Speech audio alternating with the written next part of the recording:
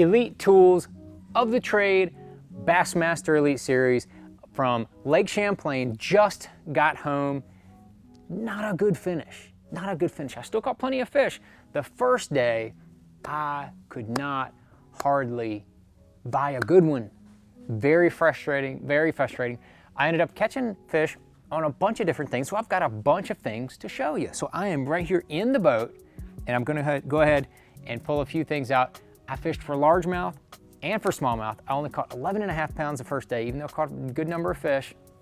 Hard to believe I only caught 11.5 pounds, but I know, I got it.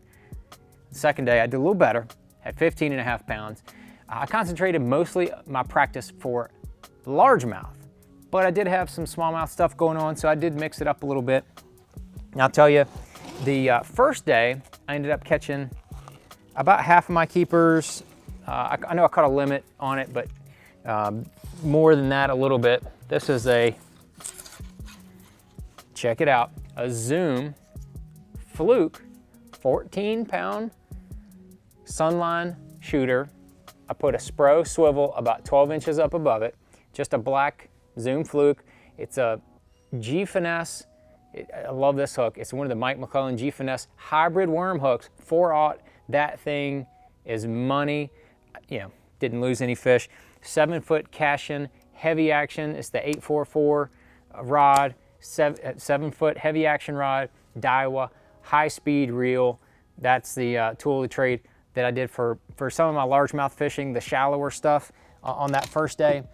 Didn't use it the second day, didn't catch any fish on it. But I also, on the second day, I caught a number of fish flipping. Actually, I caught a limit and culled using the Missile Baits Missile Crawl. The wind really died down. I was flipping isolated clumps of milfoil, and I was using a 5/16 tungsten weight, Missile Baits Missile Crawl. I was using green pumpkin until I ran out, and then I switched over to Superbug, caught some of that. 3/0 Gamakatsu heavy cover worm hook. That was the hook right there, and had that on 20-pound Sunline shooter line, 7/6 medium heavy Cashin flipping stick, the old meat stick, Daiwa Tatula 100 reel. This is actually the elite version, 7/1. Really like that reel. Great combo right there, and put the wood to them. I just didn't get any big fish. I think the biggest one I had was about 2.5 pounds, even after I'd culled a few times. So I got out of that, started doing a few other things, and let's see what I pulled out. Oh, broke off.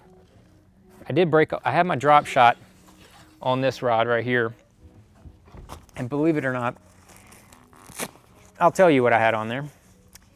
I had my Cashin drop shot rod, 7'4", medium action, Daiwa Ballistic 3000 reel. I broke this off right at the end of the tournament, but I had a 7-pound Sunline Sniper leader on 12-pound Sunline X Plasma line. That's what I had on there.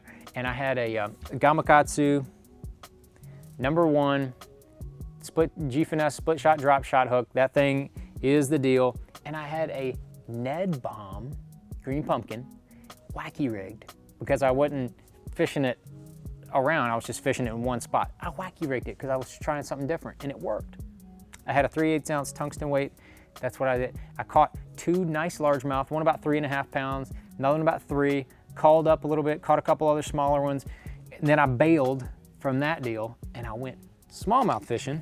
This was mostly on the second day, and I'll show you what I pulled out here. Oh, I broke this off right at the end of the day as well. That's what happens when you're scrambling, trying to catch a good limit, and things just aren't working.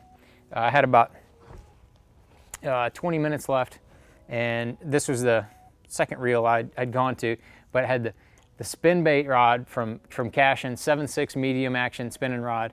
I had a Daiwa Tatula LT 3000 spinning reel. I had 7-pound Sunline Sniper leader 2, my old trusty Spin John 80, the little Spin John. This is a spooky nasty color. I just wanted more of a bait fish color, and they were tattooing it.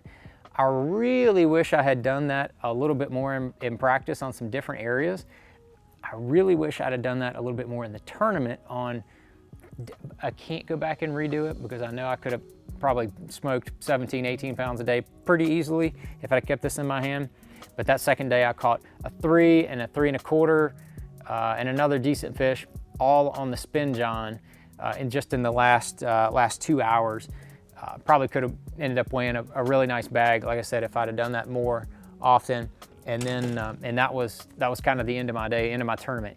Ended up in the 80s, didn't have the greatest finish, but I can tell you, for my elite tools, they were not the problem.